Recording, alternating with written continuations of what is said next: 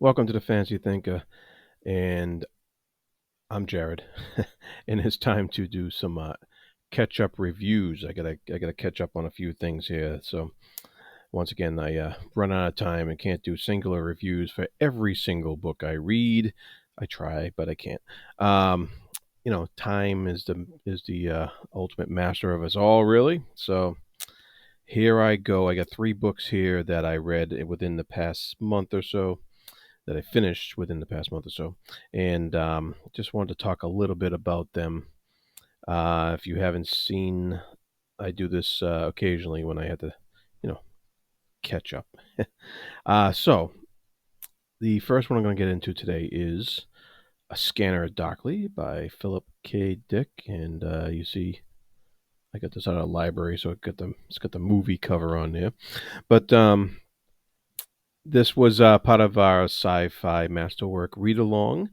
I've already had a discussion with this book, full spoiler discussion with this book with Vasha from Reading by the Rainy Mountain, and we had a lovely discussion about this book and how, and I think for me, I think this is my favorite of Philip K. Dick's books that we've read so far. It just felt more personal, and it felt, and I think it really was based upon the author's note in the back of the book. And that is because this is a bit more grounded in reality than some of his other science fiction, which took place in this, far future, far fetched future, really. And, you know, in typical Philip Dick fashion, he explores themes of humanity, but in this case, he does it in a different way. It's not in contrast to things that are kind of non-human, like in Do Androids Dream of Electric Sheep. Of course, it's androids. In Martian Time Slip, it's other things. So this is his contrasting humanity with itself, with its potential to abuse itself, with its potential to other itself through artificial means. But mainly, this book is a big head trip of a high, a drug trip, a exploration of what drugs do to people and how they are in turn treated by the rest of society. And Philip Dick's stance on that is bold and right out there for everybody to see. He doesn't like how these people who have addiction problems and who have, you know, uh, those type of they how they're looked down upon by society. They're forgotten by society. They're pushed aside. They're they're kept in this kind of loop, um, this never-ending loop that doesn't really help them. It just keeps this vicious cycle. Yeah, cycle. That's what I was looking for. It keeps this vicious cycle going, and um, he really explores that in this book, and he does it through it's kind of a modern lens. That the little bit of sci-fi that's in here is the drug itself. This created drug that he invented for the purpose of the story. Um, and also just some of the ways that they treat it, and some of the ways, some of the little trinkets they have that are kind of sci-fi in nature. But other than that, this is really a quite grounded book. He deals a lot with split personality in this book. He calls it dual personalities, as in actually having two separate people in your head, and he kind of differentiates that from the common type of schizophrenia that we know through the use of this new drug and the slightly sci-fi aspect of the story. But overall, I really enjoyed this book. I like I said, it's my favorite Philip Dick book so far. There's more coming up, but I would recommend this one. I really thought it was cool. I want to watch the movie again because the last time I saw it was like 30 years ago, and I don't remember a thing. So I do want to check that out and see if the movie captures the feel of this book. And in typical Philip Dick fashion, there's quite a few plot twists in here that are pretty cool, and I really liked how he presented them. And so really good book. Nice read. Next up, I have Absolution. Wow, that's shiny. By Jeff Vandemeer. And this is the fourth book in the Southern Reach series, and that was originally a trilogy, and now it's a quadrilogy. And rumors are there's going to be more stories set in this universe here, and that's pretty cool. This book, okay. Caution: don't go into this without reading the previous books in this series. You will be lost, and caution: you may be lost even if you did read the other books in this series. So this was some strange stuff here. Absolution. We're talking about this book on our podcast, Speculative Speculations, and we're having a good time with it. We're having a good time trying to figure out what the heck's going on here, what Vandermeer's trying to do. We're trying to figure out where the nuggets are, where they get placed, where they go.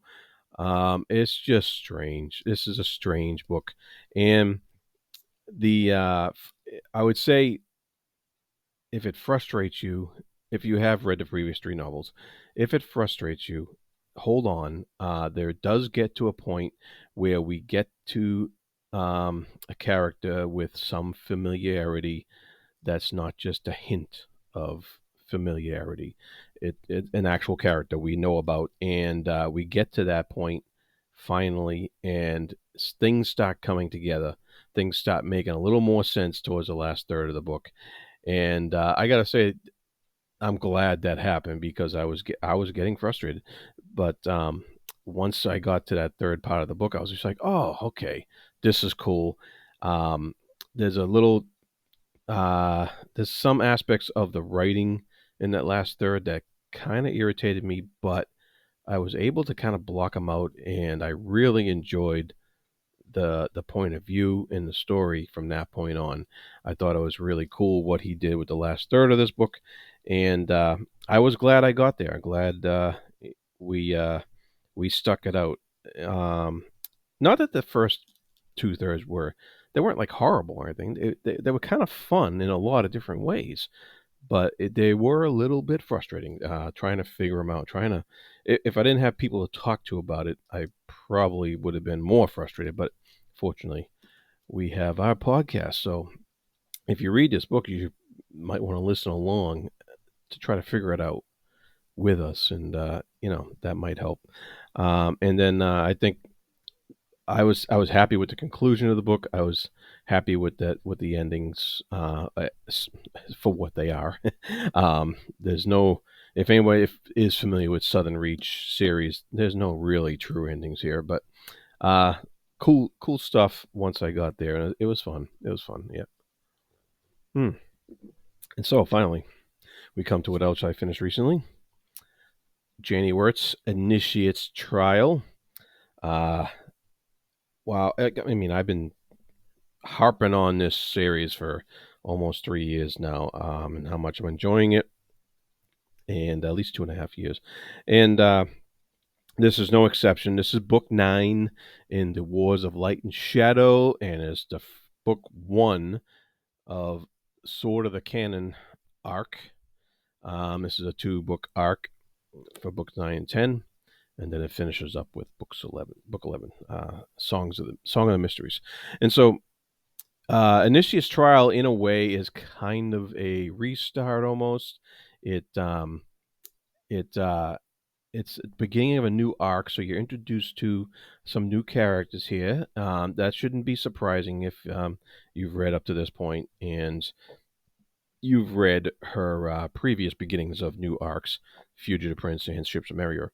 And so that bit shouldn't be surprising. And also, we have the just a more exploration, of course, of the character of Arathon is pretty big in here in a unique way that will really grab your interest to start off with in the book. It's really something. It's tragic, of course. You know, this is a epic fantasy. Some tragedies does happen, and um, but but also so interesting that you just got to keep finding out what is up and what's going on with this character. It's really hard to talk much about it without giving anything away. But and then of course you also want to know what's going on with his half brother Lysaea. So that is what this story is all about. That is what this epic tale is all about. This 11-book series. This book 9 continues in that vein and continues to be entertaining and continues to um, have a high level of prose that really just sweeps you away and takes you into a world that is quite unlike ours, and that is quite refreshing. It's you don't want to go into a fantasy and feel like you're still in your living room or still on Earth. You want to be transported somewhere else. This is definitely the series for you, and Initius Trial continued in that vein as well. And it just really, I just love how it opened up the world, and it opened up, and it gave us a real sense of place and history and time. In this particular ninth volume, so I'm looking forward to volume 10 because it's going to be the end of an arc, of course. Destiny's Conflict, and of course, Janny always has spectacular endings to her story arcs. So I'll be studying that next month. But anyways, Initius Trial, Janny Wurts, Volume 9, Wars of Light and Shadow. There's plenty of read-alongs going on with this one. So if you haven't started this series yet, then you can easily join some read-alongs on somewhere on BookTube. There's a bunch of them. So do yourself a favor. If you're looking for that next meaty, big epic fantasy series, that's the one. That's the one to get in on. All right. So that's all three of my off-the-cuff reviews. These were not scripted like my other reviews, and just me talking about some books I finished recently, and whether I liked them or not. And these ones, well, you heard what I like about them, and what I may not have liked about one of them, but it was a lot of fun reading them, no matter what. So, with all that said, be good to each other, and thank you.